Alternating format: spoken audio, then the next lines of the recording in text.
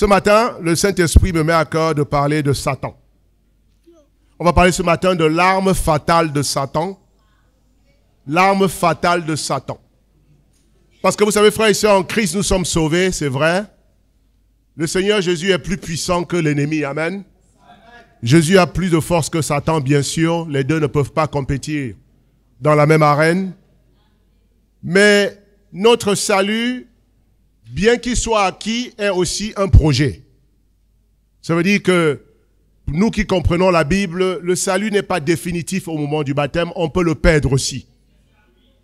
Le salut est comme un trésor que Dieu te donne, que tu dois garder jusqu'au jour de son avènement. Et bien sûr, il nous donne la force de compétir. On doit combattre avec les armes qu'il nous donne. Pourquoi la Bible dirait-il de combattre avec les armes de Dieu s'il n'y a pas de combat? Et peut-on imaginer un combat où l'issue ne peut pas être la victoire ou la défaite? Quand on parle de combat, on peut soit perdre ou bien gagner.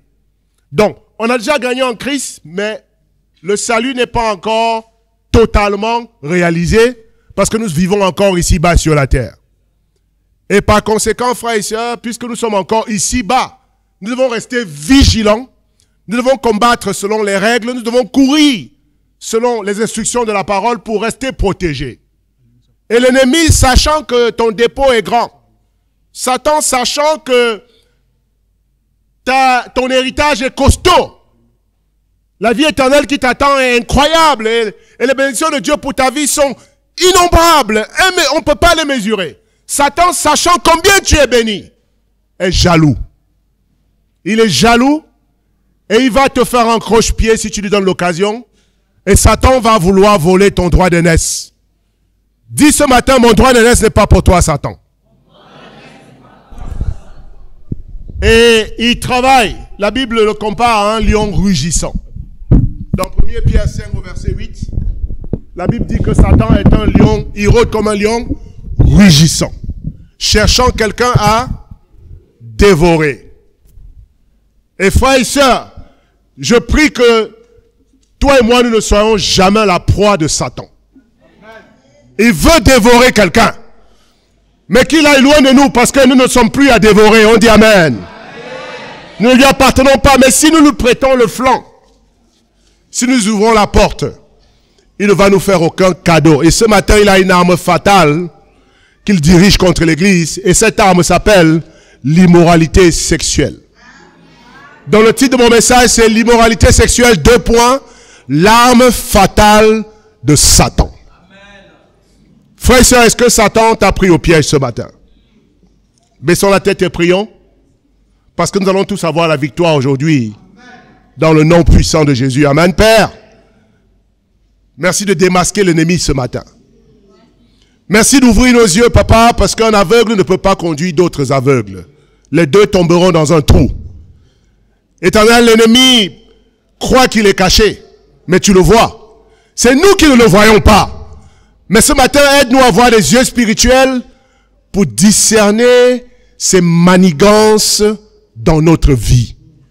Éternel, expose-le et détruis ses œuvres totalement et complètement dans la vie de chaque enfant baptisé dans cette salle ce matin.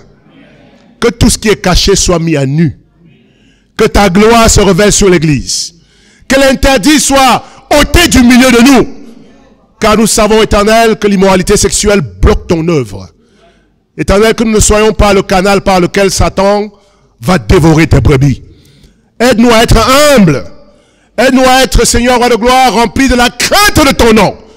Aide-nous à nous débarrasser de tout levain des pharisiens, de toute hypocrisie, qui en public professe Christ, mais qui en privé adore le diable. Éternel, nous ne pouvons pas manger à la table du Seigneur en même temps que nous mangeons à la table des démons. Je prie, Éternel, que notre engagement soit clair, précis, unique et total à ton service. Que ton Saint-Esprit nous nettoie ce matin, nous purifie de toute impudicité et nous rende dignes de cette gloire que tu nous as réservée à un prix costaud. La gloire que nous avons en Christ a été payée à un prix que nous ne pouvons pas imaginer. Il a fallu que ton fils s'offre lui-même sur l'autel du sacrifice. Il a pris sur lui notre malédiction pour que plus jamais nous n'ayons rien à faire avec la malédiction de Satan. Aide-nous ce matin à ne pas retourner dans notre vomi. Ô Éternel, nous te rendons grâce. Sois élevé, sois béni. Au nom de Jésus. Amen. Amen. Si le peuple de Dieu est là ce matin, on dit Amen. Amen. Et bien sûr, j'ai mon lecteur qui est là. On peut applaudir mon lecteur. Bientôt, il va aller au Maroc, donc je suis en train de l'entraîner là. Il faut qu'il lise beaucoup la Bible. Et on va aller dans Romains chapitre 3, verset 23. L'immoralité sexuelle, l'arme fatale du diable. Romains 3, 23. Un passage classique. Romains chapitre 3, le verset 23. Il est écrit, « Car tous ont péché et sont privés de la gloire de Dieu. » Amen. Quand Dieu regarde sur la terre, il n'y a pas un seul homme qui, après ce sermon, dira « Je suis innocent ». On a tous péché. Et je suis derrière ce micro, non pas parce que je n'ai pas péché. Qui n'a pas pratiqué l'immoralité sexuelle? À quel âge ça commence même dans nos familles? À quel âge? Nos petites filles sont livrées. À quel âge nos enfants sont livrés à la pandémie de l'immoralité? Et parfois, malheureusement, nos bourreaux ne sont pas des étrangers. Ceux qui ont abusé de nous à 12 ans, à 13 ans, à 15 ans, le plus souvent sont les gens de notre propre maison. Oui, on connaît ces histoires qui sont cachées dans les villages et dans les familles, mais qui rongent les mariages, qui détruisent. Il y a des femmes qui ont des secrets concernant leur mari, ou leur tante, ou leur oncle, qui savent ce qui se passe dans leur maison, mais ils ne peuvent pas parler. Parce que nous vivons tous une tragédie. En dehors, tout paraît beau, mais à l'intérieur, l'ennemi sévit dans nos familles. Oh, à quel âge elles prennent leur première grossesse? Des enfants violés, mais qui ne peuvent pas parler. Parce que quand ils osent ouvrir leur bouche, on pense à la réputation de la famille et on dit, tais-toi! Il n'a pas fait ça, tu exagères. Reste silencieuse. Meurs en silence. Mais ne détruis pas la réputation de la famille. Mais cette réputation est déjà détruite devant Dieu. Parce que la victime n'a pas besoin de parler pour que Dieu fasse vengeance. Ce fléau, frères et sœurs, doit être dénoncé avec la plus extrême énergie. Parce qu'elle ne sert, ne concourt qu'à détruire des vies. Tous ont péché. Tous. Donc je parle en position d'humilité. Et ce matin, puisque nous sommes sur le même piédestal, disons-nous les vérités ce matin et chassons Satan du milieu de son église. Mais si on a péché, comme dans tout travail, il y a un salaire. Quel est le salaire du péché? Romains 6, verset 23. Quel est le salaire du péché? Romains 6, verset 23. Car le salaire du péché, c'est la mort. Mais le don gratuit de Dieu, c'est la vie éternelle en Jésus-Christ, notre Seigneur. Le salaire du péché, c'est la mort. Vous savez pourquoi Satan nous tente avec l'immoralité? Parce qu'il ne veut pas que tu vives. Satan ne te veut pas vivant, ni spirituellement, ni physiquement. Il ne prend plaisir que là où il y a la mort. Il aime semer la désolation. Maintenant, est-ce que nous allons lui servir d'instrument pour donner la mort? Frères et sœurs, c'est un choix que nous avons fait au moment de notre repentance, de notre baptême. Nous avons dit non à la mort. Et nous avons embrassé gratuitement la vie que Jésus nous a donnée. On dit Amen. On peut applaudir Jésus pour la vie qu'il nous a donnée. Vous voyez, ici il y a deux choix à faire dans ta vie. Deux choix à faire. Et aujourd'hui, je ne vais pas rater mon message. Le Saint-Esprit sera très clair aujourd'hui. Il y aura deux choix à faire dans ta vie. Le premier choix, c'est le salaire du péché. C'est un choix. Parce que toute œuvre mérite un salaire. On dit Amen. Amen. Je ne connais pas un travailleur qui, à la fin du mois, si son salaire tarde, ne va pas regarder vers son patron pour dire, mais pourquoi j'ai travaillé? Et aussi, on ne peut pas accepter que quelqu'un ne travaille pas et réclame un salaire, comme on voit souvent en Côte d'Ivoire. De dire, je suis pauvre et on doit me bénir simplement parce que je suis pauvre. Ton statut de pauvre ne te donne pas droit à un salaire. Le salaire, c'est le résultat d'une activité. On dit Amen. Mais le salaire peut venir en bien ou en mal. Parce qu'il y a des bonnes œuvres et il y a des mauvaises œuvres. Celui qui pratique des bonnes œuvres aura un bon salaire. Mais celui qui pratique les mauvaises œuvres aura un mauvais salaire. Et le salaire du péché, c'est quoi? Et si l'immoralité sexuelle, c'est un péché, le salaire de l'immoralité sexuelle, c'est quoi? Mais Satan trompe tous nos cadres ici. Nous mettons l'immoralité sexuelle dans notre critère de réussite. Oui. Pour montrer que j'ai réussi. Ici en Côte d'Ivoire, on fait quoi? J'ai réussi. Tu étais rien. On t'a vu. Maintenant, Dieu t'a engraissé, il t'a béni. Maintenant, dès que tu commences à manger un peu, à quoi tu penses? Oh, il faut que je m'amuse aussi. Il faut que je me fasse plaisir. Il faut que je montre que je suis quelqu'un.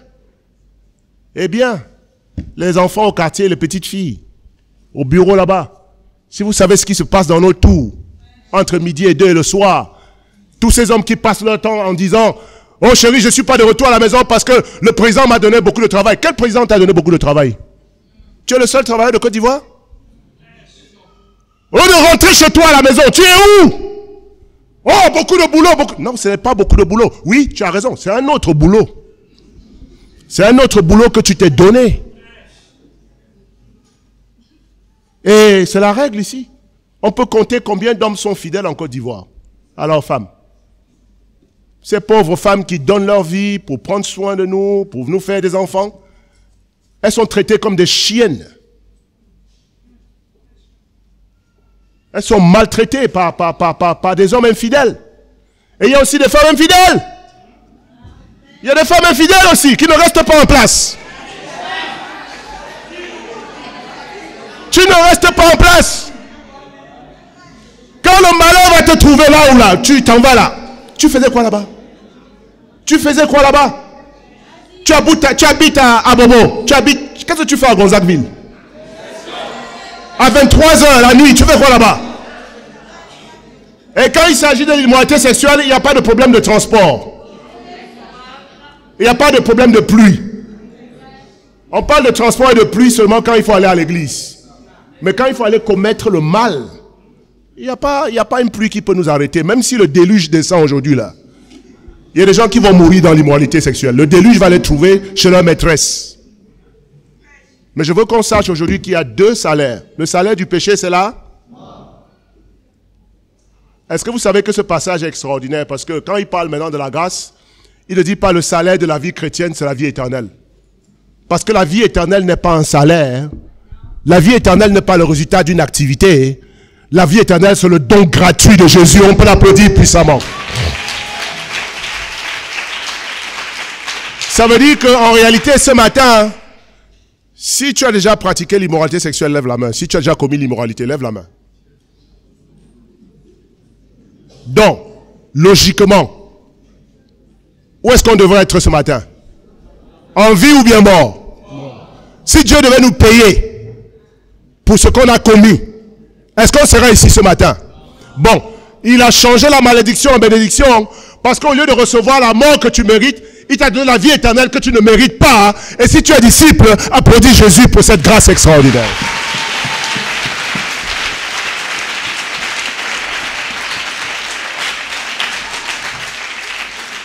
Mais la question ce matin que Dieu se pose, c'est: dois-je donner des perles au porc? Est-ce que je n'ai pas donné ma perle à un porc? Parce que le salut, c'est une perle.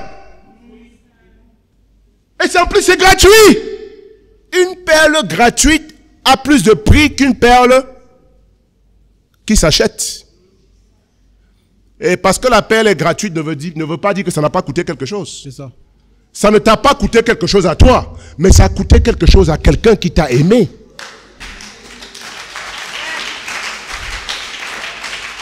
Peut-être que la raison pour laquelle tu négliges ton salut ce matin, c'est justement parce que ça t'a rien coûté. Et on a cette habitude dans le monde de savoir que les gens qui ont tout reçu et qui n'ont rien fait pour ça, ils ont tendance à perdre tout ça parce qu'ils ne valorisent jamais ce qu'on leur a donné, parce que ça n'a pas de prix à leurs yeux. Voilà pourquoi il ne faut pas tout donner aux enfants. Parce que nous les parents pensent que c'est de l'amour, mais en réalité on est en train de les détruire. Parce qu'un enfant qui ne connaît pas la valeur des choses ne va pas en prendre soin. On dit amen. C'est pas parce qu'il pleure que chaque fois il faut injecter l'argent, il pleure, c'est dur pour lui, on lui donne, on donne. Tu vas le détruire parce qu'il ne connaîtra pas la valeur des choses qu'il reçoit. Et en général, ces enfants grandissent et sont les plus ingrats dans la société. Parce qu'ils pensent qu'on leur doit tout. On leur doit tout. Mais un enfant qui a travaillé, un enfant qui est né à Abobo sans chaussures, sans père, et qui est obligé d'aller vendre le nyamakoudi, les papiers machin au marché de l'eau glacée pour aller à l'école. Vous pensez qu'il va jouer avec son avenir? Parce que ça lui aura coûté quelque chose. Le jour où il sort à la tête de l'eau, son travail ou bien sa récompense ou bien son statut social aura une valeur. Parce qu'il sait où il est sorti. Comme on dit ici, il sait où il est quitté. Ou bien tu as oublié où. Dis, je sais d'où je suis quitté. Même si ce n'est pas bon français, dis ça. Est-ce que tu sais d'où tu es quitté? Eh bien, tu arrives devant le Seigneur et voilà, il te donne une perle extraordinaire, qu'est-ce qui s'appelle le salut. Mais comme tu as l'habitude de mépriser tout ce qu'on t'a donné et qui n'a pas de valeur, voilà un salut glorieux là, que tu es en train d'aller maintenant donner à Satan. Il est dans ta cour maintenant, il veut t'avoir. Et frères et sœurs, la grâce nous a sauvés du châtiment du péché. Maintenant, si tu retournes à la vie de péché, tu méprises la grâce de Dieu. Dis, je ne mépriserai pas la grâce de Dieu. Hébreux chapitre 10, verset 24 à 30. Hébreux 10. Ne méprisons pas la grâce de Dieu, frères et sœurs. Amen. Hébreux 10, verset 24. Veillons les uns sur les autres pour nous exciter à la charité et aux bonnes œuvres. N'abandonnons pas notre assemblée comme c'est la coutume de quelques-uns, mais exhortons-nous réciproquement, et cela d'autant plus que vous voyez s'approcher le jour. Car si nous péchons volontairement après avoir reçu la connaissance de la vérité, il ne reste plus de sacrifice pour les péchés, mais une attente terrible du jugement et l'ardeur d'un feu qui dévorera les rebelles. Celui qui a violé la loi de Moïse meurt sans miséricorde sur la déposition de 2 ou de 3 témoins. De quel pire châtiment pensez-vous que serait jugé digne celui qui aura foulé aux pieds le Fils de Dieu, qui aura tenu pour profane le sang de l'alliance par lequel il a été sanctifié et qui aura outragé l'esprit de la grâce? Car nous connaissons celui qui a dit: à moi la vengeance, à moi la rétribution, et encore, le Seigneur jugera son peuple. Waouh! Si vous êtes comme moi, ce passage me glace les veines. Parce que Dieu est amour, c'est vrai. Mais il y a un autre côté de Dieu que tu ne veux pas connaître. Je dis que la patience de Dieu ne nous trompe pas. Et que son amour ne nous fait pas nous comporter à la légère devant lui. Parce que vous ne savons pas, notre Dieu c'est un feu dévorant. Il y a un côté de Dieu qu'un enfant de Dieu ne doit pas connaître. Et on dit amen ce matin. Vous savez, parce qu'il est gracieux. Tout le temps, Dieu fait grâce, grâce, grâce. Souvent, on prend sa grâce pour une incapacité d'agir. C'est-à-dire, on pense, oh, Dieu est amour, non? Je vais pécher, je vais confesser. Il ne va rien me faire. Parce que Dieu est amour. Eh bien, ce matin, il y a un côté de Dieu que tu n'as pas bien lu ta Bible. Non seulement il est amour, mais Dieu aussi est jugement. Dieu est un feu dévorant. Ça veut dire que quelqu'un qui a été lavé dans le sang de Jésus, qui retourne volontairement se laver dans la boue du péché, méprise le sang de Jésus. À ton avis, si Dieu a saigné, pleuré, il a été blessé par l'offrande de Jésus à la croix, quel sort réserve-t-il à ceux qui vont fouler au pied la croix de Jésus? À ton avis, qu'est-ce qui va se passer? Il n'a même pas épargné son propre fils. À cause de toi et de moi. Jésus a pleuré sur la croix. Il a dit, mon Dieu, pourquoi m'as-tu abandonné? Lui qui est un avec Dieu depuis l'éternité. Dès qu'il a pris ta place, Dieu a serré son cœur parce que Dieu ne violera jamais sa loi. Il a pris son jugement. Il a frappé son propre fils à cause de toi et de moi. Et Jésus a pris le châtiment que toi et moi on mérite. On peut applaudir Jésus puissamment. Maintenant, dites-moi. Dites-moi que je suis un mauvais pasteur. Dites-moi que je prêche durement. Dites-moi que je ne fais pas un bon message. Que ce que je dis là n'est pas la Bible. Que ça fait trop peur. Et changeons la Bible et allons-y dans les églises où on dit Alléluia, tout est bien. Faites tout ce que vous voulez, Jésus vous aime. Alléluia. Mais à la fin, quand tu vas te réveiller, tu vas le croiser. Tu vas voir que tu étais dans une assemblée de menteurs, d'impudiques. Il faut venir être dans une assemblée où la parole de Dieu est encore prêchée. Oui, frères et sœurs, ne nous amusons pas avec des choses sacrées. Il n'a pas épargné son propre fils. Et c'est toi et moi, il va épargner.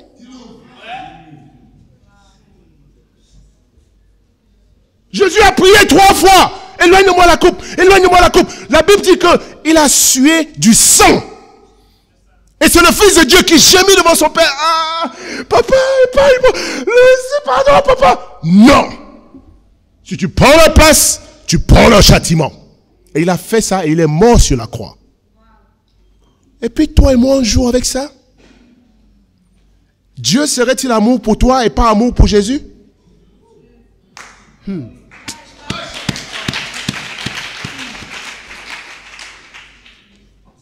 Les conséquences de l'immoralité sexuelle, je vais les lister maintenant. Quelles sont les conséquences de ce péché dans la vie d'un disciple? Numéro 1, l'immoralité sexuelle interrompt ta communion avec Dieu. Ouais. Écris ça bien dans ton cahier, tu vas méditer. L'immoralité sexuelle met une interruption dans ta communion avec Dieu. Et si tu continues, tu arriveras à un point où l'interruption va se transformer en séparation. Parce que quand on interrompt quelque chose, c'est un avertissement. Si ton employeur te dit, j'interromps ton contrat pour indiscipline, tu n'es pas encore renvoyé, hein? C'est un avertissement, mais ton contrat est interrompu pour te montrer qu'il y a quelque chose de grave qui se passe et que tu dois changer d'attitude. C'est vrai ou c'est pas vrai, frère et sœur? Donc l'immoralité sexuelle a l'art d'interrompre ta communion avec le Seigneur. Ésaïe 59, versets 1 à 2. Le lecteur, tu es encore là? Ici, bon, lis le lecteur. Ésaïe 59, 1 à 2. Ésaïe 59, versets 1 à 2. Non, la main de l'Éternel n'est pas trop courte pour sauver, ni son oreille trop dure pour entendre. Mais ce sont vos crimes qui vous mettent une séparation entre vous et votre Dieu. Ce sont vos péchés qui vous cachent sa face et l'empêchent de vous écouter. Vous voyez ce que le péché fait? À un moment dans ta vie de disciple, si tu es dans l'impudicité et que tu es caché, que tu vis ça, toi-même tu sens que ta communion avec Dieu est interrompue. C'est vrai ou c'est pas vrai? C'est pas quelqu'un qui te dit ça. Toi-même quand tu te réveilles, tu sens ça. Il y a quelque chose qui ne va pas. Il y a quelque chose qui ne va pas. Malgré le fait que tu viennes toujours au culte, que tu participes à toutes les réunions, que tu donnes toute ta dîme, tu sens que ce n'est pas comme avant. Frère et sœur, si c'est vrai, vous levez la main si c'est vrai. C'est pas moi qui dis ça, c'est une expérience qu'on connaît. Je ne fais que mettre des mots sur les choses qu'on vit. Et puis, du coup, tu sens que... Souvenez-vous d'Adam et Ève dans le jardin. Dès qu'ils ont péché, qu'est-ce qui s'est passé? La communion avec Dieu s'est interrompue. Maintenant, eux qui étaient libres de marcher dans le jardin, hey, chérie Ève, comment ça va? Oh là là là là. Tout d'un coup, quand ils ont mangé le fruit défendu, qu'est-ce qui s'est passé? Ils ont envie de se cacher.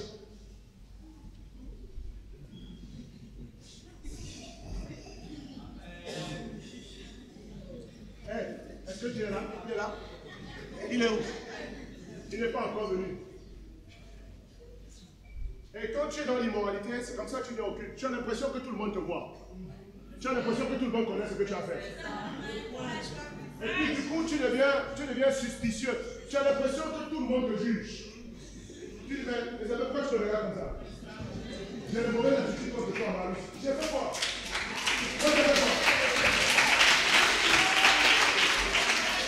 Et puis toi, tu dis, depuis un certain temps, vous n'êtes plus les mêmes avec moi. Ah! Est-ce que le lieu de culte a changé? Non. Est-ce que la communion fraternelle a changé? Non. Est-ce qu'on va toujours au DB? Oui. Est-ce qu'on mange toujours à locaux? Donc dis-nous, depuis quel temps depuis quand tu as remarqué que nous avons changé? Oh, il se fait que c'est parce que ta communion avec Dieu est interrompue. Et en général, quand ta communion avec Dieu est interrompue, il n'y a que deux attitudes. Soit tout de suite tu réalises ça, tu es brisé et tu confesses. Soit tu es orgueilleux et tu caches. Et tu commences à faire ce que je décris là. On n'est même plus comme avant dans cette église. Hein. Maintenant tu as envie de te cacher. Tu es où? Tu es où? Oh, mes parents sont venus, je ne suis pas présent. Tu es où? Il a plu. Tu es où? J'ai eu un bobo. Tu es où? Je me suis réveillé avec un mal de ventre. Tu es où? Et on invente mensonge sur mensonge pour expliquer simplement qu'on ne se sent plus à l'aise dans la présence de Dieu. Mais qu'est-ce qui fait que tu ne te sens plus à l'aise dans la présence de Dieu? C'est le péché qui nous sépare de Dieu. On dit amen ce matin dans cette salle. C'est pas un frère qui t'a séparé de Dieu. Est-ce qu'un frère peut te séparer de Dieu? Pour qu'un frère te sépare de Dieu, il faut que ce soit lui qui soit mort sur la croix pour toi. Donc toutes vos excuses bizarres là. Je ne viens plus à l'église parce que le frère Jean de Dieu a dit que il faut pas nous mentir, ne nous envoie pas là-bas. Sœur, pourquoi on ne te voit plus? La sœur Martine qui est à Zadier là-bas là. C'est elle qui m'a manqué de respect. Il faut oublier ça. Parce que Martine n'est pas morte sur la croix pour tes péchés. Il ne faut pas nous blaguer ici. Je ne viens pas parce qu'on ne m'a pas aimé. Il faut oublier. Il faut dire à Jésus que je ne viens plus parce que tu ne m'as pas aimé. On va voir si ton argument va passer avec Jésus. Mais tant que c'est à nous, tu adresses ça là. Tu peux m'avoir raison. Hein? Tu peux même avoir raison même. Oui, parce qu'on est tous ici, on se débrouille pour grandir là. De la même manière que toi tu viens, parfois tu te réveilles mal, nous aussi on se réveille mal. Ouais. C'est-à-dire que si ta source d'amour c'est nous, il y a des jours où tu seras déçu. Parce que Jésus lui-même a dit, je maudis l'homme qui met sa confiance en l'homme. Peut-être même que c'est ça que Dieu veut te montrer, parce que toi tu es peut-être ici à cause de l'amour qu'il y a dans cette église. Mais tu n'es pas ici à cause de l'amour que Jésus t'a donné.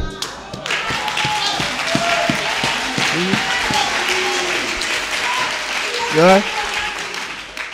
Donc il y a des jours quand tu vas venir là, il a aussi plu sur nous comme il a plu sur toi. Nous aussi on sera comme ça. Et tu vas dire, frère, l'amour de tous les jours, c'est où? Moi je vais te dire aujourd'hui là, j'ai rien à te donner. Si toi tu as, donne-moi un peu.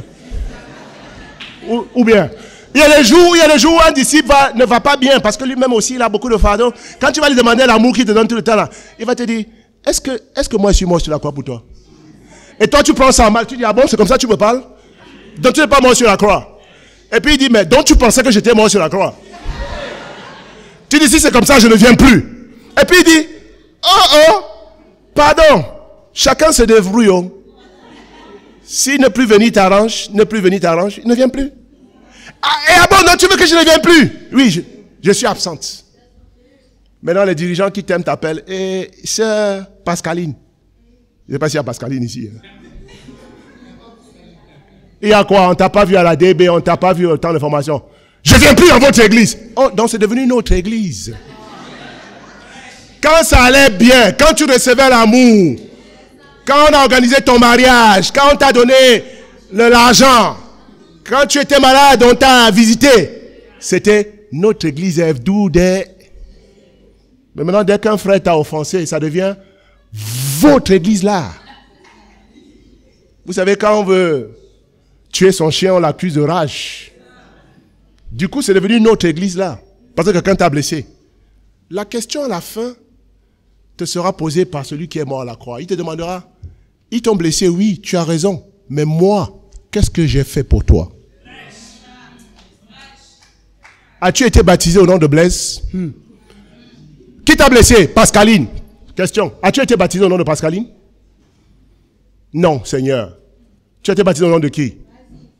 Jésus. Et qu'est-ce que tu as dit derrière le micro avant ton baptême? Jésus est mon Seigneur. Est-ce que tu as dit Pascaline est mon Seigneur? Est-ce que tu as dit mon dirigeant de DB est mon Seigneur? Donc, si eux ils ne sont pas tes seigneurs, si tu n'es pas baptisé en leur nom, pourquoi tu m'as quitté? Voilà la question qu'il va te poser.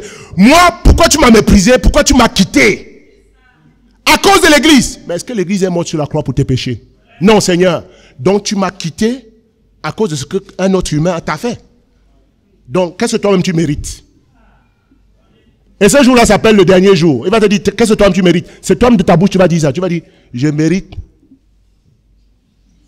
Moi, je ne peux pas dire ça ici. Parce que moi, je ne veux pas aller là-bas. Mais si tu vis comme les gens qui sont là-bas, tu les rejoindras un jour. Le péché interrompt ta communion avec Dieu. Combien de disciples vivent dans cette interruption de communion avec Dieu?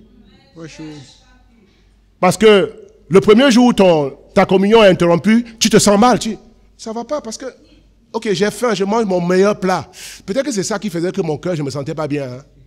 On dirait que ça fait longtemps que j'ai mangé le foutoir et sauce graine avec escargot. Voilà une grosse sauce d'escargot qui t'est servie. Quand tu finis de manger ça, le même sentiment là te tape. Tu sens ça. Il y a quelque chose qui ne va pas. C'est quoi? Je dois boire Nyamakou. Tu bois. Oh. Je dois aller à la plage. Peut-être c'est parce que je ne me repose pas beaucoup. Un jour de soleil au bord de la mer. Quand tu rentres à la maison, je sens toujours que ici, c'est quoi? C'est quoi? Nouvelle. C'est facile. C'est ton péché. Et tout ce que l'esprit attend, c'est ta repentance. Parce que rien ne va... Certains, vous pensez que le temps va faire oublier ça. Que j'ai commis l'immoralité au 15e siècle. Ça fait quand même 600 ans, c'est fini. La communion ne se répare pas avec le temps. La communion avec Dieu se répare avec la confession. On dit Amen. Donc certains disent, mais ça fait un moment que j'avais fait ça, donc c'est passé. Ouh, ça va maintenant. Ça ne va pas jusqu'à ce que tu avoues et que tu délaisses. Numéro 2, le péché nous donne la même sensation que lorsqu'on est malade. Tout le monde comprend ça? En réalité, le péché, c'est une maladie. Et puis, ça nous fait nous ressentir exactement comme un vrai malade. C'est ce que la culpabilité fait. Psaume 32, versets 1 à 5. La culpabilité te rend malade, comme une vraie maladie physique. Psaume 32, versets 1 à 5. Psaume 32, verset 1. Heureux celui à qui la transgression est remise, à qui le péché est pardonné. Heureux l'homme à qui l'Éternel n'impute pas d'iniquité, et dans l'esprit duquel il n'y a point de fraude. Tant que je me suis tu, mes os se consumaient. Oh, tant que je me suis Tu, mes os se consumaient. Alors, il s'est tu. Qu'est-ce que David veut dire ici? Tant que je suis resté silencieux sur mon péché. Et vous savez, il a écrit ce psaume après son immoralité sexuelle avec Bathsheba. Quand il a été exposé par Dieu à travers le prophète Nathan. Et puis il raconte maintenant son témoignage. Quand j'étais là et que je me cachais dans le silence, et je croyais que personne ne savait ce qui s'était passé entre moi et Bathsheba, que j'ai couché avec la femme de mon soldat et que même j'ai commis le meurtre pour cacher ça. Tant que je cachais ça, qu'est-ce qui se passait dans ses os? Tant que je me suis tu, mes os se consumaient. Attendez, un péché c'est un acte spirituel. On dit Amen.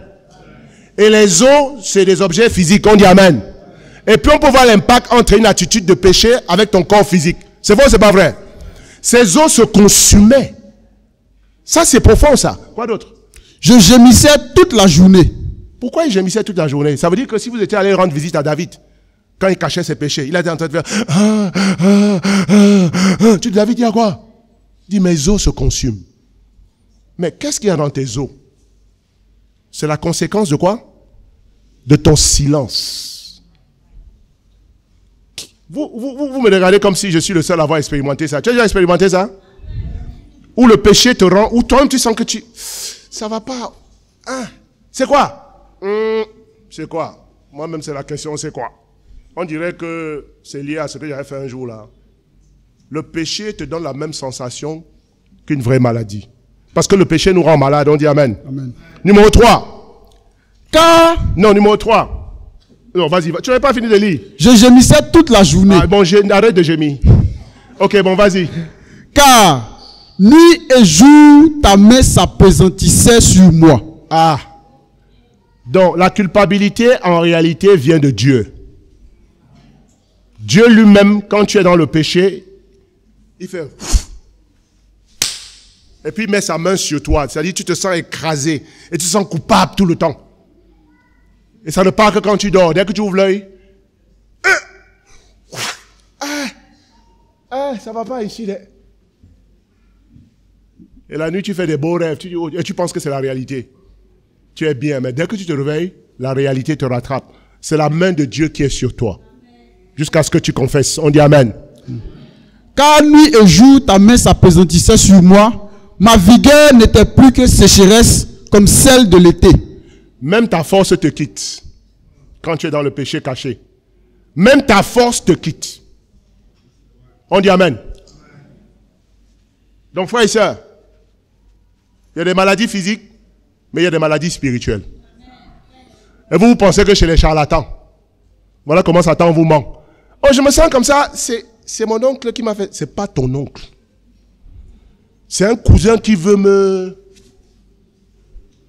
Si Jésus est dans ta vie, aucun cousin ne peut rien faire. On dit Amen. Mais la culpabilité te fait te sentir comme ça. Tu perds tes forces. Et puis, numéro 3. Non seulement le péché bloque la communion avec Dieu, le péché nous donne la même sensation qu'une maladie physique. Mais numéro 3, le péché bloque notre prospérité. On dit Amen. Amen. C'est pas moi qui ai inventé ça, hein, c'est la vérité. Proverbe 28, verset 13. Le péché bloque ta prospérité. On y va. Proverbe 28, verset 13. Le péché bloque notre prospérité. Proverbe 28, verset 13. Celui qui cache ses transgressions ne prospère point, mais celui qui les avoue et les délaisse obtient miséricorde. Voilà un passage qui est clair. Si tu lis ça en gourou, ça dit la même chose. En chinois, ça dit la même chose. Celui qui cache ses fautes ne prospère. Qui a dit ça? Qui veut prospérer dans la salle? Levez la main si vous êtes honnête. Qui veut prospérer? Mais toi aussi, tu es allé en fac de chimie. Tu ne vois pas qu'il y a des éléments qu'on ne mélange pas? Tu veux la prospérité, mais tu fais la chose que celui qui donne la prospérité déteste. Et il te dit que moi qui donne la prospérité, là, je bloque. Mais toi, tu restes dans la chose qui fait bloquer. Mais en même temps, tu cries. Hé, Seigneur, débloque. Te voilà dans les dénominations. Seigneur, débloque. Et puis il y a des fanfarons, faux prophètes qui sont là pour bouffer ton argent parce qu'ils disent qu'ils ont le secret du déblocage. Il y a une des églises qui s'appelle l'église du déblocage. Tous les jours, c'est ton argent qui part. Celui qui veut un déblocage de 100 000, débloque 100 000. Te voilà. Tes petits 100 000 que tu as gagnés là. Hé, pasteur, prophète, débloqué. Mais le culte d'aujourd'hui, ce n'est pas pour les 100 000. Parce que l'Esprit m'a révélé qu'il y a des blocages sérieux dans la salle. Donc après 3 jours de jeûne, le déblocage de ce culte, c'est 500 000. Il y a toujours des gens qui vont aller devant donner 500 000. Parce que lui-même, il sait que ce qu'il a fait est trop grave, ça ne mérite pas 100 000. Déblocage. Tout ça, tu perds ton temps. Et tu perds ton argent. Parce que ce n'est pas le faux prophète qui t'a bloqué. Et c'est seulement celui qui t'a bloqué qui peut te débloquer. Et ce matin, celui qui t'a bloqué, c'est Jésus de Nazareth. On dit Amen. Parce que celui qui cache ses fautes ne prospère. Quand Dieu dit quelque chose, qui peut dire le contraire? Personne. Quand il a parlé, quand Dieu a dit je bloque, qui peut débloquer? Les gens peuvent se jeter par terre, crier comme ils veulent. Qui Dieu bloque, lui seul peut débloquer. Dis Dieu seul peut débloquer. Dieu seul peut débloquer. J'ai baptisé un gars comme ça aux États-Unis. Un gars qui a un avenir, oh, vraiment, s'il se soumet au Seigneur. Un athlète extraordinaire, il est beau, grand, costaud, aimable. Je l'ai rencontré dans une salle de gym. Et il est devenu disciple. Je lui dis, Dieu a un plan pour ta vie. Mais lui, il ne veut pas attendre le temps de Dieu. Et les filles lui tournent autour tout le temps. Il est resté fidèle, je crois, à 6 mois comme ça. Et chaque fois, il dit, papa, vraiment, elles sont derrière moi. J'ai dit, qui? Elle dit, celle-là. J'ai dit, mais laisse-les. Dis-leur de ne même pas te saluer. Après 6 mois comme ça, il a commencé à céder à la tentation. Maintenant, quand il retourne dans l'immoralité, il ne me dit pas. Je le regarde son visage, je vois que ça ne va pas. Je dis, il y a quoi? Il dit, papa, je ne me sens plus bien à l'église. Hein? Comment tu te sens plus bien à l'église? Ce qu'on prêche ces jours-ci, là, ça ne me nourrit pas. J'ai besoin d'enseignement.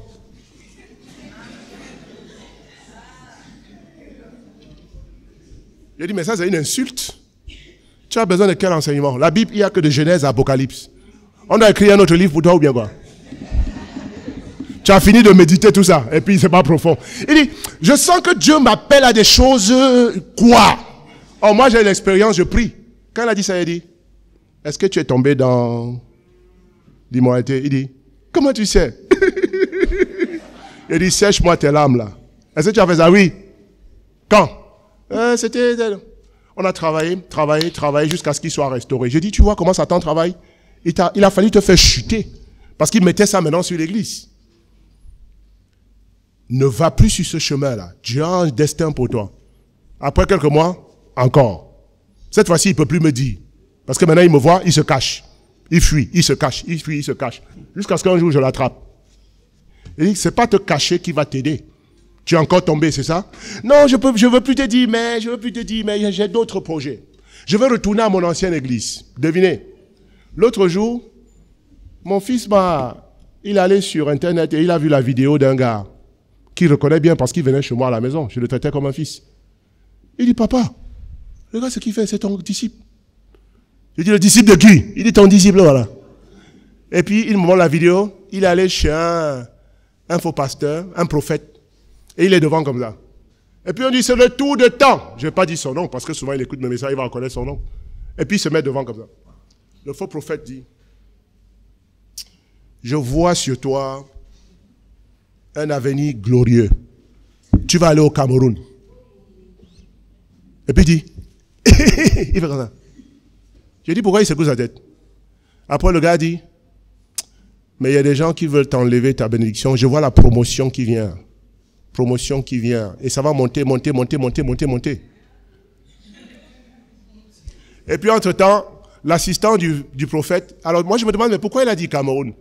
Devinez, l'assistant du prophète dit au prophète, homme de Dieu, il travaille avec moi, nous sommes ensemble dans le même travail. Il dit voilà. Donc il allait dire au gars, tout tes business, que tu voulais aller au Cameroun. Et puis maintenant il vient dire comme si c'est Dieu qui lui a dit ça. Et que tu vas progresser. Dès qu'on a dit que ça, il va comme ça. Et puis le faux prophète se lève et dit, moi je me demande quel est le rapport avec tu vas aller au Cameroun. Et puis, où est le rapport en fait? Où est le rapport? Attendez. Si tu vas aller au Cameroun, mais vas-y tranquillement. Est-ce que tu as besoin qu'on te fasse ça? Maintenant, il fait ça. Et puis lui, je dis, mais si tu approches, pourquoi toi tu fais comme ça? Il t'a pas encore touché, ou bien c'est sa puissance qui fait ça? Dès que le gars arrive, c'est le gars fait quoi? Au nom de Jésus. Bim! Et puis il fait comme ça.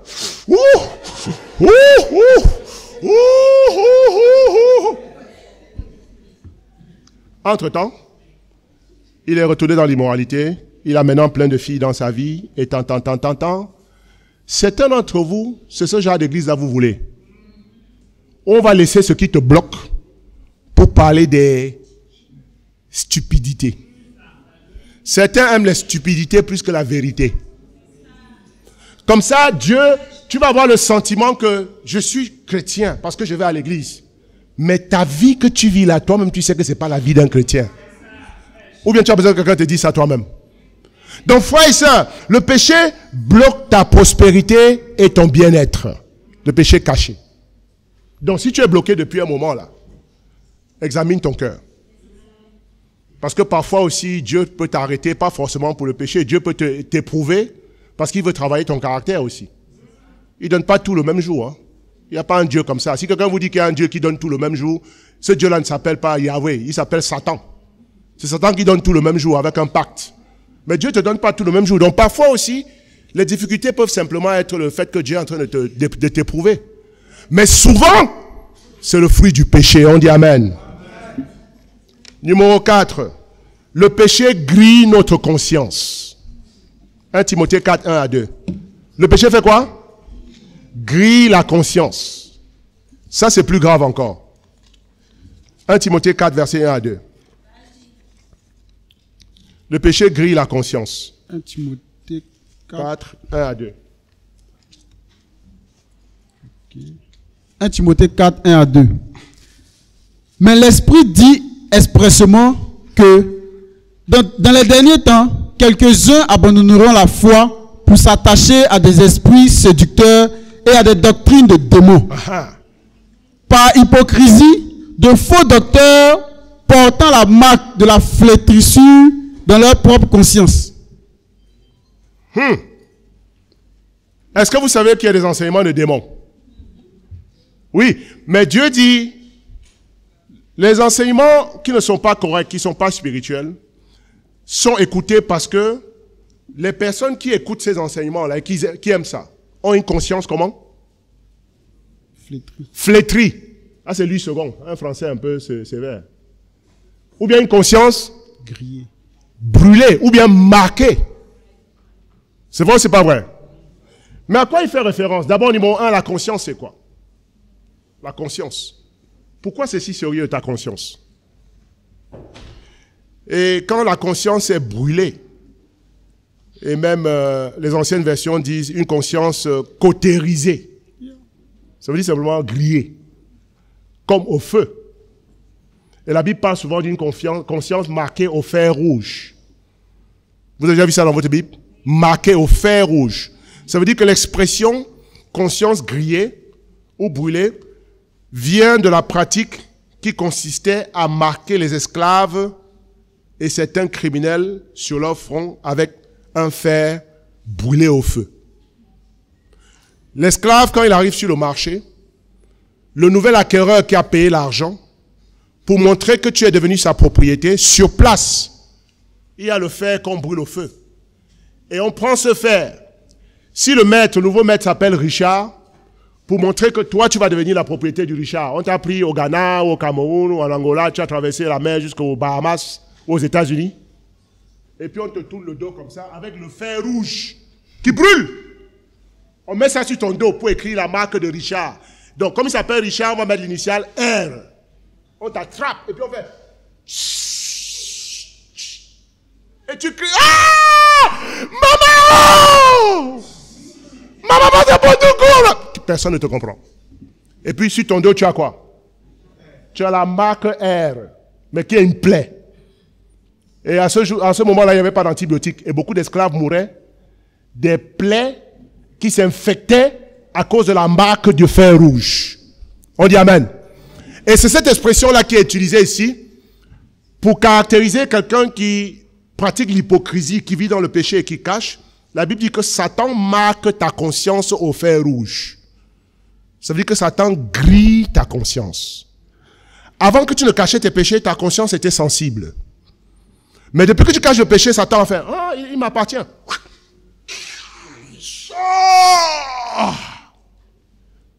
Maintenant, quand tu tombes dans le même péché, ça ne te dit plus rien. Pourquoi? Parce que ta conscience est grillée. Ça veut dire qu'elle ne peut plus ressentir. C'est comme un nerf qu'on a tué. Si on tue un nerf, l'endroit là, tu ne sens rien. C'est un peu l'image de l'anesthésie. L'anesthésie.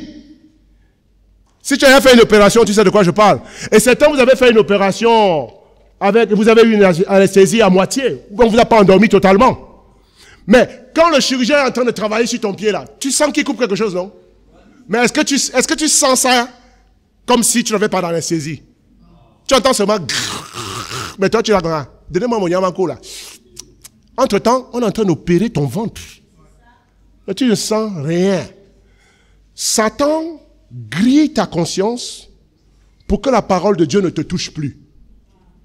Comme ça, tu peux venir à l'église avec un péché caché et on peut prêcher ce que je prêche là. Alors que tu es dans l'immoralité.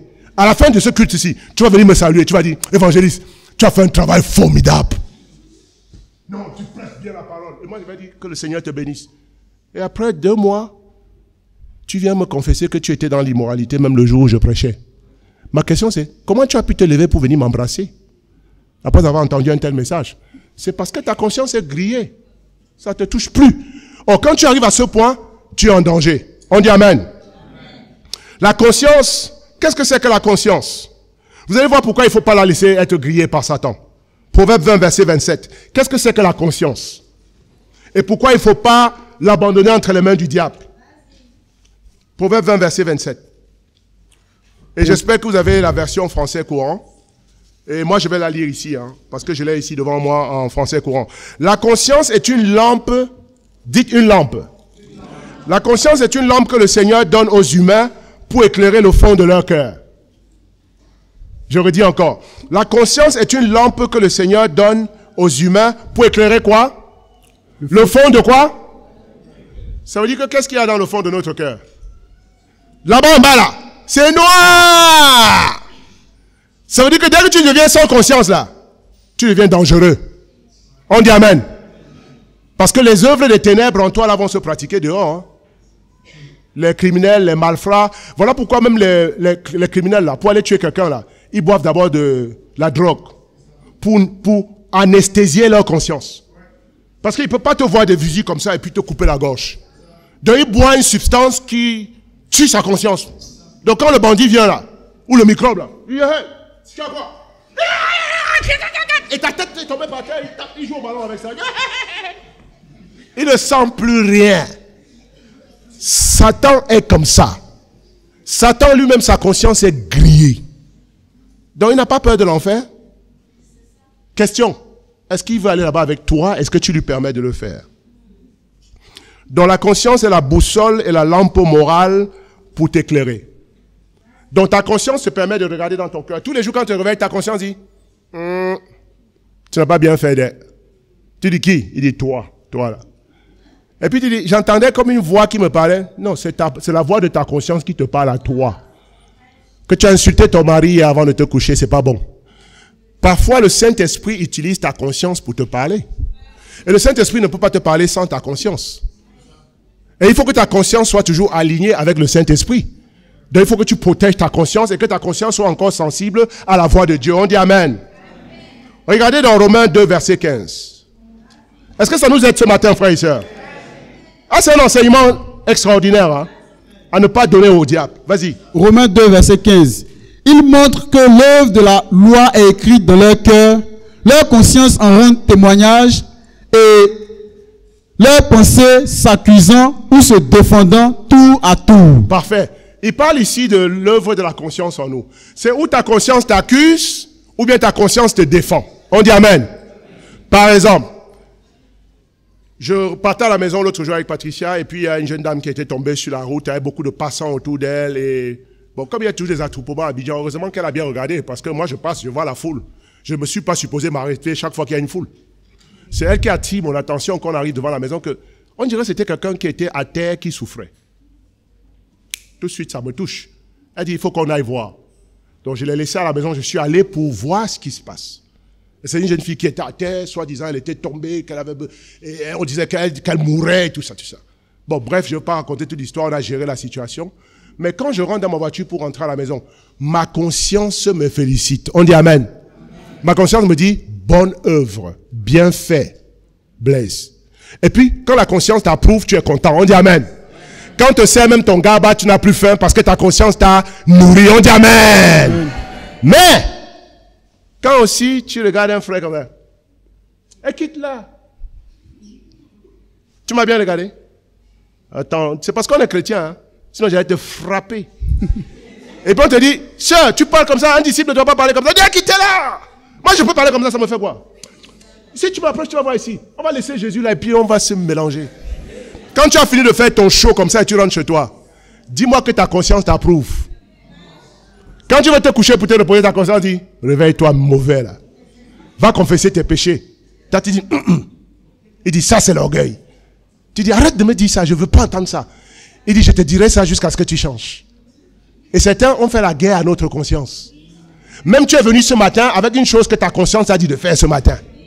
En général, ce que ta conscience te dit de faire là, ça n'arrange pas ton orgueil. On dit Amen.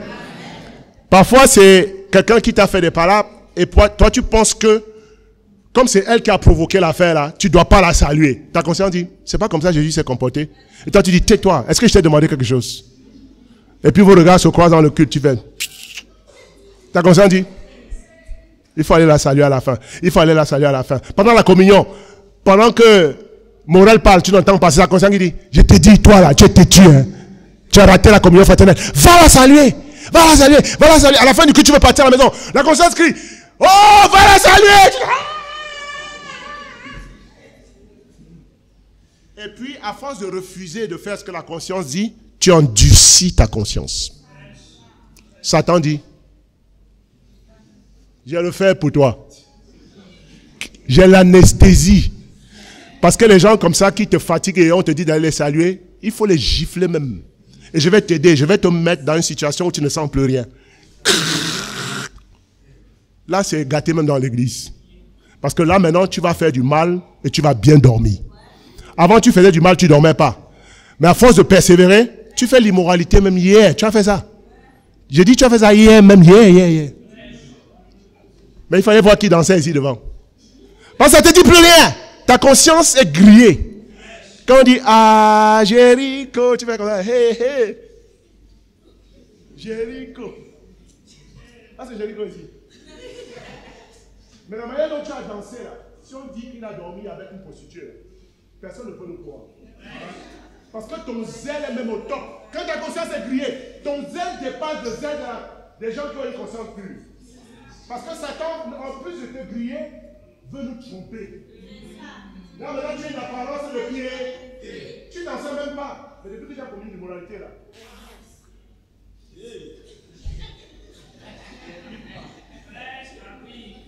Et nous, on dit, il est zélé.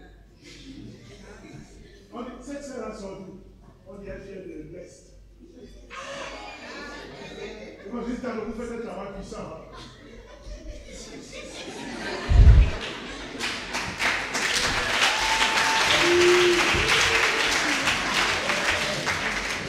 Et Satan nous blague.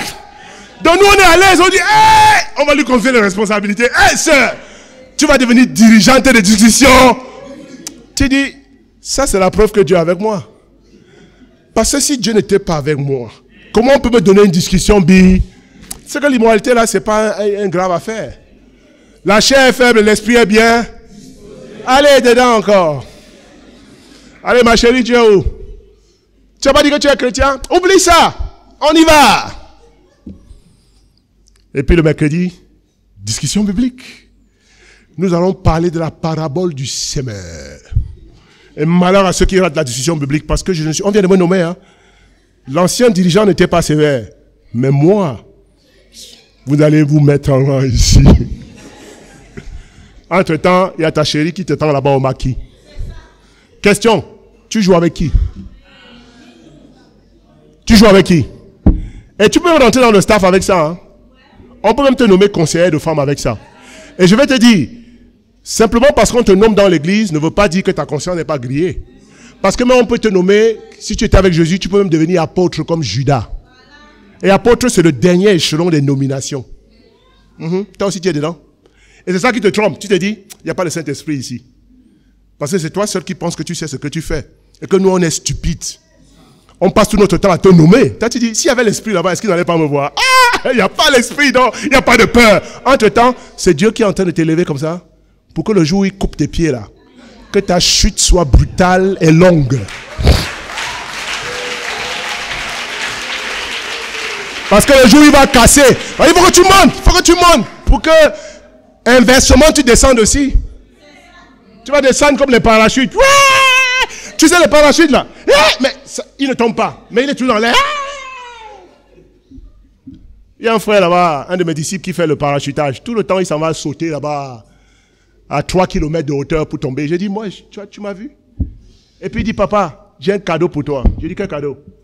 Il dit, je vais t'offrir un bon temps de relaxation. Je pensais qu'il allait m'amener au stade regarder un match. Il dit, j'ai payé les frais, papa. Je vais te faire sauter d'un avion spécial. J'ai dit, est-ce que moi je ressemble à quelqu'un qui a envie de sauter? Et en plus de quoi? D'un avion.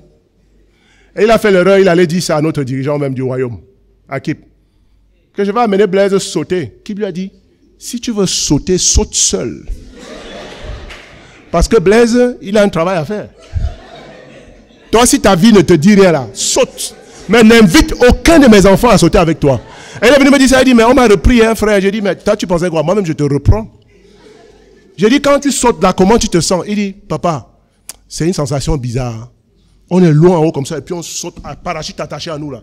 Mais on nous donne les instructions, hein, et on va descendre d'abord 2 km en chute libre. Comme ça. Fiou! Moi, je le regarde comme ça. Maintenant, quand tu sens que tu es à 2 km parce qu'il y a un signal, pip, pip, pip, tu appuies sur le bouton. Pip, et le parachute sort. Ah. Il dit, qu'est-ce que ça te donne comme joie? Il dit, les sensations fortes. Il dit, frère, moi, ça fait 30 ans que je prêche dans les sensations fortes.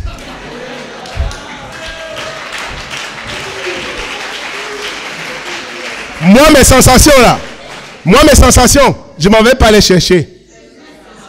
Ça vient me trouver à cause de mon travail. Un tel a faim, oh. Un tel a tapé un tel, oh. 2 heures du matin, un mari a trompé sa femme, oh. Il y a un tel qui a fait ça. J'ai vu ça depuis les sensations fortes. Les disciples qui ont le visage serré sur nous là. J'ai des sensations fortes. Parce qu'il y en a qui ne me saluent pas pendant 1 semaine, après ils me saluent encore. Sensations fortes. Il y en a qui sont fâchés quand je prêche. Sensation forte. Il y en a qui, quand j'appelle, ils ne décrochent pas. Sensation forte. Il y en a quand je les nomme, ils refusent ma nomination. Sensation forte. Il y en a qui partent en mission, ils s'en vont faire n'importe quoi là-bas. Sensation forte. On dit d'aller les chercher. Sensation forte. Alors qu'il n'y a pas l'argent. Moi, je vis sur les sensations fortes pour aller créer une sensation forte qui est artificielle et qui en plus peut me tuer. Mais ça, c'est l'expérience de ceux qui veulent vivre dans le péché caché. Dieu te laisse monter, même en grade, jusqu'à un moment il appuie le bouton, parachute. Quand tu commences à tomber là, ça ne s'arrête pas. Chute libre. Je vais me repartir. Tombe d'abord. Joue pas avec Dieu. Dans la conscience est la boussole de ta vie. Ne la laisse pas être grillée. Parce que quand elle est grillée, je vais finir avec ce passage et je vais vous faire la deuxième partie la semaine prochaine. Ésaïe 5, verset 20, et on va finir avec ça. Parce qu'il est déjà à midi 23. Ésaïe 5, verset 20. Dernier passage d'aujourd'hui, et on aura vu les 4 conséquences du péché dans notre vie. Amen, frères et sœurs. Amen. Ésaïe 5, verset 20 à 23. À 23. Malheur à ceux qui appellent le mal bien et le bien mal, qui change les ténèbres en lumière et la lumière en ténèbres, qui change l'amertume en douceur et la douceur en amertume. Malheur à ceux qui sont sages à leurs yeux et qui se croient intelligents. Ah, c'est bon là. Ok. Le but de l'endurcissement de ta conscience, c'est que, au final, tu deviennes un rebelle contre Dieu. Parce que Satan veut qu'on devienne comme lui. Et il est le premier rebelle, on dit Amen. Et qu'est-ce qui caractérise un rebelle? Tout ce que Dieu dit que c'est bon, le rebelle dit quoi? Et quand Dieu dit c'est pas bon, le rebelle dit quoi? Si tu as déjà été dans la rébellion, lève la main. Contre Dieu. C'est pas ce qui se passe? Parce que la rébellion, c'est une vie de désobéissance. Et malheur, Dieu dit malheur à celui qui appelle le quoi? Le mal et le bien. Oh, la conscience endurcie, justement, va t'amener à ça. Et quand tu laisses vraiment le diable et tu ne confesses pas, ta conscience endurcie au point où c'est inconfortable d'être ici. Parce que Satan veut que tu partes. Tu sais comment ça devient inconfortable? Les vérités de la Bible te rendent mal à l'aise. Ou bien, tu es mal à l'aise parmi les disciples. L'engagement te met mal à l'aise. Donner la collecte à Dieu te rend mal à l'aise. Être régulier aux réunions de l'église te met mal à l'aise. Tout ce qui est bon que Dieu dit de faire, mal à l'aise. Au point où maintenant tu es parmi nous, mais tu es malheureux. C'est vrai ou c'est pas vrai? Oui. C'est là les signes, tu vois ça déjà. Tu n'es pas à l'aise. Mais devinez, dès que tu quittes le milieu des disciples et que tu vas vers tes amis non chrétiens, ta joie revient totalement. C'est vrai ou c'est pas vrai? Tu viens au culte, tu ne parles pas, tu es comme ça.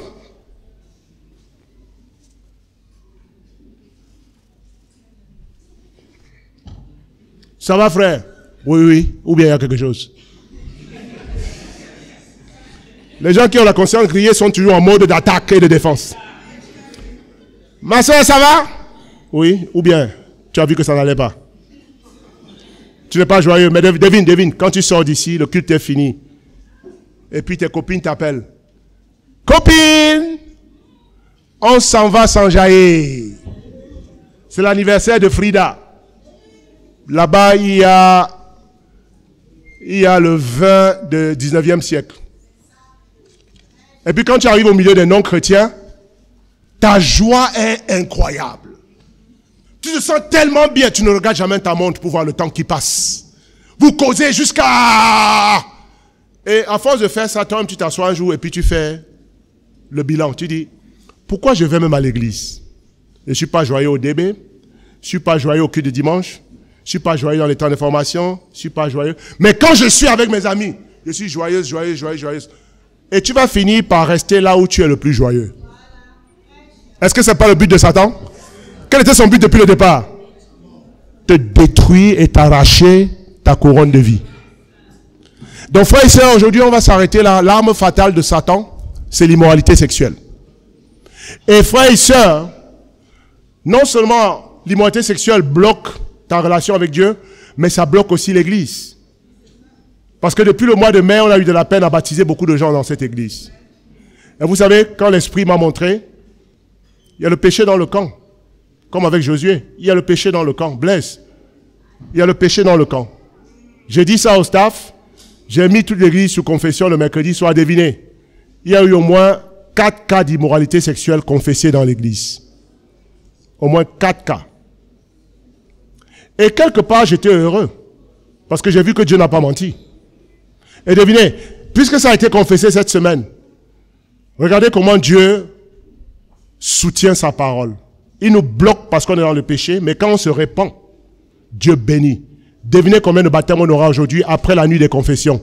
17 baptêmes en une seule semaine.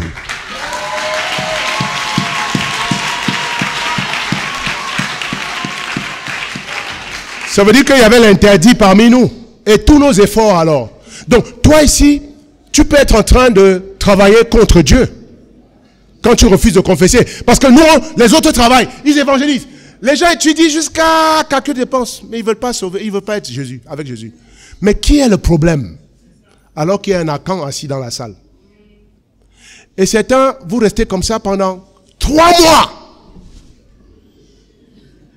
Et pendant 3 mois, rien ne rentre dans l'église. Est-ce que tu vois que ton attitude et ta rébellion peut affecter toute l'armée de Dieu? Et que même les non-chrétiens peuvent perdre leur salut à cause de ta rébellion. Parce que les 17 qui vont être baptisés aujourd'hui, là, pourquoi ils n'ont pas été baptisés la semaine dernière? Parce qu'il y a l'interdit dans le camp. Donc, frères et sœurs, et quand Dieu expose l'interdit souvent, ce n'est pas pour te sauver. Hein. Heureux celui qui confesse ses péchés et qui les délaisse. Ça veut dire que c'est toi qui prends l'initiative. Parce que ta conscience te gronde et tu aimes Dieu et tu viens dire, voilà ce que j'ai fait, voilà ce que j'ai fait. Mais si tu ne fais pas ça, après avoir bloqué l'église pendant un temps, Dieu va dire, bon, assez, le temps de patience est fini, moi-même je vais exposer la personne. Et là, ça devient le cas d'Akan, dans Josué 7. Quand c'est Dieu qui t'expose, c'est pour faire quoi?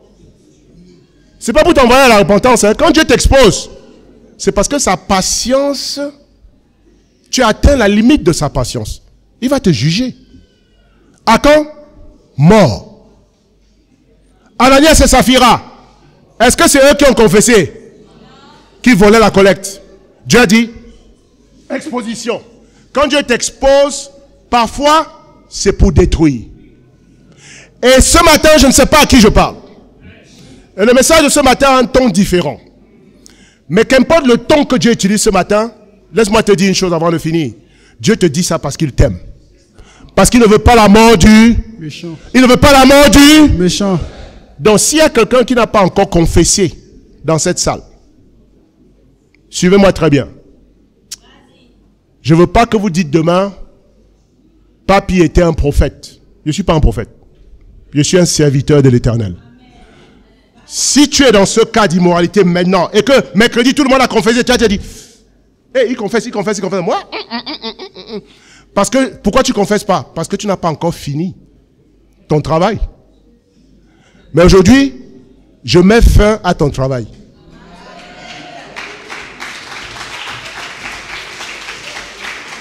Dieu ne veut pas que tu meurs. Aujourd'hui, avant de rentrer à la maison, confesse ton immoralité sexuelle. Parce que certains, vous avez fait semblant de confesser, tu as dit, j'ai embrassé quelqu'un. Ou bien certains ont dit, j'ai commis des impuretés. Ça veut dire quoi? Parce que tu ne veux pas entrer dans les détails. Tu dis, j'ai embrassé quelqu'un. Quand on fouille, tu dis, j'ai aussi embrassé son oreille. Certains, vous êtes comme des mines. On doit creuser. Oui, tu as fait quoi encore? Ok. J'ai touché son dos. Pourquoi tu ne nous dis pas tout en même temps? Pourquoi tu ne dis pas tout pour que Dieu te libère? Aujourd'hui, c'est le jour de ta délivrance. Tu dis Amen. Aujourd'hui, c'est le jour de ta délivrance. Tu dis Amen. Aujourd'hui, tu vas démasquer Satan dans ta vie. On dit Amen. Aujourd'hui, tu vas récupérer ta conscience et ton droit d'aînesse en étant ouvert. Et débarrassons-nous de l'interdit au nord, au centre-sud, à l'est, au campus, à l'ouest. Dans toute la maison de l'Éternel, il ne doit pas y avoir un seul cas d'immoralité sexuelle. Et Dieu bénit son église. Amen.